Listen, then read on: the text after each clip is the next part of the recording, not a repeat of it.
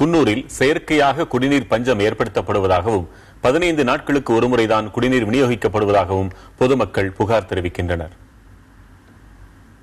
குன்னூர் மக்களுக்கு குடிநீர் ஆதாரமாக விளங்கும் ரேலியா அணையில் 3 மாத தேவைக்கு தண்ணீர் இருந்தது. தேர்தல் நேரத்தில் நகராட்சி நிர்வாகத்தினர் நகரப் பகுதிகளுக்கு தேவைக்கும் அதிகமாக நீரை வழங்கியதாக கூறப்படுகிறது. இதனால் ரேலியா அணையில் தற்போது நீர் இல்லாமல் போய்விட்டதாக தெரிவிக்கும் பொதுமக்கள் 15 நாட்களுக்கு ஒரு முறையும் சில இடங்களில் 30 நாட்களுக்கு ஒரு முறையும் குடிநீர் விநியோகிக்கப்படுவதாகவும் கூறுகின்றனர். 15 நாளைக்கு ஒரு தண்ணி வருது. இப்ப ரேலி அணைன்னு பாத்தீங்கன்னா ஒரு அடி கூட இல்ல, ஒரு அடி கம்மியா தான் இருக்குது. இது எத்தனை நாளைக்கு கொடுக்க போறாங்க என்னன்னு தெரியல. கரன்சில இருந்து தண்ணி கொண்டு வந்து தரேன்னு சொன்னாங்க, அதுவும் கொண்டு வந்து தரல. மாவட்ட நிர்வாகம் இதை பத்தி ஸ்டெப்பே எடுக்க மாட்டேன்றாங்க.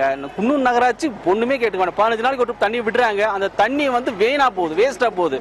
தண்ணி ரொம்ப சேரா வருது, ஒண்ணு இதா இருக்குது. ஒண்ணுமே பண்ண முடியுது. அந்த தண்ணியை வச்சுட்டு 12 மணிக்கு விடுறான், அதுல பாதி தண்ணி வெளியே போகுது. ஒரு இடத்துல பைப்ல உடஞ்சி கிடக்குது. மக்கள் ரொம்ப கஷ்டப்படுறாங்க. 4 குடம் தண்ணி கிடைக்குது, அது நைட்டு ஒரு 1 மணிக்கு 2 மணிக்கு விடுறாங்க. ரொம்ப கஷ்டமா இருக்கு. தண்ணி வரதில்லை, தண்ணி மாசு ஓட்டாம தண்ணி வருதுங்க. தண்ணி வந்தாக்க என்ன பண்றாங்க, நைட்ல 2 மணி தண்ணி திறந்து விடுறாங்க. 2 மணி தண்ணி திறந்து விடுறாங்க. நைட்டு வீட்டுல போயிட்டுங்க, தண்ணி போனா நைட் போன குழந்தைங்கள வச்சுட்டீங்க, பச்சை குழந்தைங்க வச்சுட்டீங்க, தண்ணிக்கு லைன் நின்று இருக்காங்க. எந்த ஏற்பாடு பண்றது இல்லைங்க. ஃபர்ஸ்ட் வீட்டு யூனியன் தண்ணி விடுறாங்க, யாருமே கண்டுக்கிறதே இல்லைங்க. அப்போ அந்த பைப்காரன் வந்தாக்கா என்ன பண்றீங்கன்னு கேட்டாக்க, என்னங்க தண்ணி இப்படி விடுறாங்கனாக்கா, என் வீட்டு முன்னே வந்து பாருங்க, காட்டு வீட்டு வந்து பாக்குறாங்க, தண்ணி வரதில்லை. தண்ணி அந்த கலெக்ஷன் வேற, இந்த கலெக்ஷன் வேற அப்படி சொல்லிட்டு இருக்காருங்க. இரவு 12 மணிக்கு மேல் குடிநீர் விநியோகம் செய்யப்படுவதால் தண்ணீரை பிடிக்க முடியாமல் போவதாகவும் பொதுமக்கள் தெரிவிக்கின்றனர். இதன் காரணமாக ஒரு குடம் குடிநீரை 15 ரூபாய் வரை கொடுத்து வாங்குவதாகவும் அவர்கள் கூறுகின்றனர்.